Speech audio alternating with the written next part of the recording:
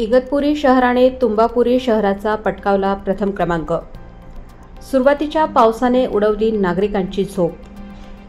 शहरात रात्रीपासून पावसाने जोर धरल्याने जिकडे तिकडे पाणीच पाणी झाले आहे।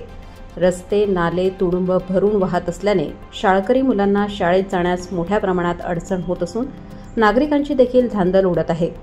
नगरपालिकेची साफसफाई मोहीम उघडी पडली असून सालाबादप्रमाणे एरे माझ्या मागल्या अशी अवस्था झाली आहे।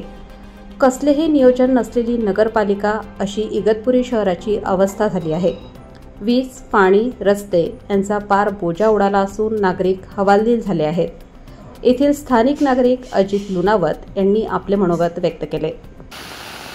इगतपुरीमध्ये नेहमीप्रमाणे प्रचंड मोठा असा पाऊस चालू आहे आणि त्या पावसामुळे पावसाळ्यापूर्वी जी नाले सफाई होणं आवश्यक होतं ती नगरपालिका आणि संबंधित विभागामार्फत न झाल्यामुळे लोकांना प्रचंड अडचणीला सामोरं जावं लागतं आहे।